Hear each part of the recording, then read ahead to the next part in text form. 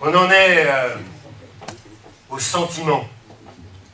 Ah oui, le sentiment d'insécurité. Oui, parce que c'est un sentiment. Voilà, c'est pas autre chose. Hein. Mais pourtant, il y a quand même la question de la sécurité. Alors la question de la sécurité, je vais appeler Denis Villard. Ah, moi, on m'a dit que ça se prononçait Villard, comme Pellart. Chez les Flamands. Ah, pardon, pas chez les Bossétans. Ah bon, ben je suis désolé. Alors, voilà. N'est pas Superman qui veut. On rappelle qu'au Zorro elle-même. Hein. Ouais. Et le concombre masqué aussi. Alors, qui de mieux pour la sécurité qu'un commandant de la police nationale qui a travaillé de longues années à la police judiciaire et d'autres années encore pour la sécurité publique dans les unités en tenue. Je demande à M. Alain Marot de nous rejoindre.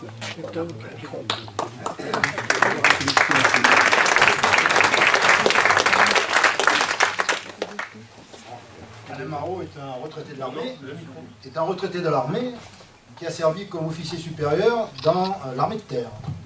Et ça sera notre correspondant défense nationale. Alors maintenant, je vais revenir un peu sur notre projet, mais que sur les contours, parce que c'est un sujet qui est très vaste. Et ça va être difficile d'être bref. Je rappelle que le maire est officier de police judiciaire et directeur de l'organisation des secours. Donc il y a une transversalité, et c'est ce qui nous permet d'avoir une approche globale de la sécurité. Donc ça concerne à la fois, certes, la police municipale, mais ça concerne aussi la gendarmerie, les sapeurs-pompiers, les comités feux de forêt, la protection civile. Donc, certains relèvent de l'État, certains relèvent du département, les autres de la commune, mais concernent le maire. Et nous avons cherché les problèmes qu'ils avaient. Bon, il y a déjà un dénominateur commun. Je ne vais pas revenir sur tous les problèmes, mais il y en a un qui est quand même récurrent, c'est les locaux. Tous sont mal logés. Le pompon, c'est la gendarmerie. Véritable serpent de mer, ça dure depuis 20 ans. Bon, c'est indigne que ces militaires travaillent dans des conditions pareilles. Pour ce qui est des feux de forêt, donc du comité feux de forêt et de la protection civile, vous pouvez aller voir, ils sont logés dans des cabanons, sans sanitaire, au jardin Goubelé. La police municipale est étalée sur 2 immeubles, et les sapeurs-pompiers sont dans une caserne étriquée. Alors tout ça relève certes soit de l'État, soit du département, mais le maire a un pouvoir politique. Et ce pouvoir politique, il doit s'en servir pour faire avancer ses dossiers. Bon, maintenant, je vais venir à des choses beaucoup plus terre à terre, ce qui relève du maire directement. Le maire, il est président du comité feux de forêt, il est, en tant qu'officier de police judiciaire, il est responsable de sa police municipale. Alors on a une vue des choses. En ce qui concerne le comité feux de forêt, je vous rappelle que ce sont des volontaires bénévoles. Ces gens qui font quand même preuve d'altruisme, il faut les aider, il faut les mettre en valeur. Actuellement, ils ont un effectif d'une grosse douzaine. Nous avons l'ambition de les monter à une vingtaine. Nous avons aussi l'ambition de les équiper en petit matériel, mais aussi, si on arrive à les augmenter, en moyens lourds. On reviendra dessus, tout ça, la prochaine réunion publique, on rentrera dans le détail. Je rappelle les missions du comité feux de forêt. Il y a une mission de vigie, elle se passe au Bossé-Vieux, et il y aurait beaucoup à redire d'ailleurs sur le Bossé-Vieux. Une mission de patrouille et de primo-intervenant en cas de débarrage d'un sinistre, jusqu'à l'arrivée des pompiers. C'est les pompiers qui doivent éteindre le feu, donc il n'est pas question d'être en compétition. C'est les pompiers qui prennent la main. Il y a aussi une mission de ravitaillement des pompiers quand les feux s'éternisent. Il y a aussi une mission d'éclairage. Qu'est-ce qu'on entend par éclairage? Quand des convois de pompiers venus de l'autre bout de la France ou d'autres communes qui ne connaissent pas le secteur, c'est eux qui ouvrent la route. Alors nous, on aimerait leur donner une nouvelle mission l'hiver, s'ils sont volontaires, ils le seront. C'est la prévention. Il faut savoir qu'il y a un arrêté préfectoral, c'est l'obligation légale de débroussaillement. Alors ça a été fait pour l'instant d'une manière un peu...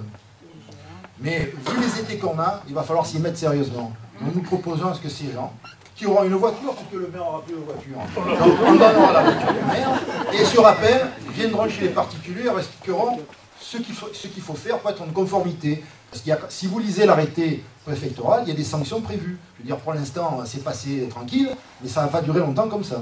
Bon, maintenant, je vais passer à la police municipale. Ça ne va pas rester longtemps comme ça, parce qu'il va y avoir des incendies. Je rappelle à ceux qui n'étaient pas là, on a eu des incendies qui ont duré des jours. Le Bossé avant la guerre, le Bossé-Vieux a complètement flambé. Je veux dire, j'ai rien inventé. C'est un risque. Bon, je vais revenir maintenant sur la police municipale. Nous, on va revenir aux fondamentaux.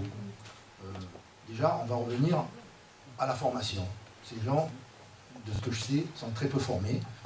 Il y a des stages, il faudra les remettre là-dedans. Nous allons aussi revenir à du recrutement. Mais on ne va pas faire n'importe quoi. On ne va pas recruter des gens qu'on ne connaît pas. On a une police qui est en trompe-l'œil. Sur un effectif de 10, il n'y a que 5 policiers. Les autres, c'est des ASVP. Et les ASVP n'ont pas le pouvoir des policiers. Ça n'a rien à voir. Ils ne peuvent même pas patrouiller avec eux. Ils ne peuvent même pas conduire une voiture de police. Donc, parmi les gens que nous jugerons capables, donc capables comment? Par la manière de servir, leur présence sur la République, l'attitude qu'ils ont à porter un uniforme, le respect qu'ils ont des gens, ces gens-là, le maire, les enverra en stage, à tour de rôle, et on les nommera policiers. Alors, peut-être que sur les 5, on ne pourra pas faire les 5, peut-être que 2, que 1, que 3, on ne sait pas. On verra ce qu'on va trouver. Après, on a quand même une vision un peu différente. On voudrait qu'ils soient visibles sur la République. Parce que moi, je trouve qu'ils ne sont pas tant visibles que ça. S'ils sont en tenue, c'est pour être sur la voie publique. Or, moi, je viens régulièrement au centre-ville, j'y ai habité longtemps, je ne les vois pas assez. Donc nous allons déjà veiller plus tard, si nous arrivons aux affaires, aux horaires, et surtout, on va les sectoriser. Alors qu'est-ce que ça veut dire sectoriser? J'ai rien inventé, on va appliquer au Bossé les principes de la police de proximité, qui a été supprimé et qui marchait très bien, qui a été supprimé pour des raisons politiques, et non pas pour des raisons d'efficacité. On va les sectoriser. Donc dans l'immédiat, rapidement, dès qu'on pourra le faire, on fera une équipe intramuros, qui fera le centre-ville et les abords immédiats, et une équipe rurale. Mais quand j'ai dit une équipe rurale, il y aura un recrutement. On aura des transformations d'emploi qui ne coûteront pas très cher, puisqu'ils sont déjà payés, et ils vont passer sur la grille indiciaire, ils vont passer sur le premier échelon de gardien, alors qu'ils sont déjà SVP, c'est pas ce qui va nous ruiner. Par contre, on va faire un recrutement externe. Et ça sera un garde champêtre. Et on va créer une police rurale. Alors pourquoi un garde champêtre? D'abord parce que ça sera gravé dans le marbre. Il va rentrer avec ce statut, et les suivants, ils auront du mal à le lever, puisqu'il aura le statut. Et pourquoi? On parle d'écologie, mais dans la répression, il y a aussi la police de l'environnement.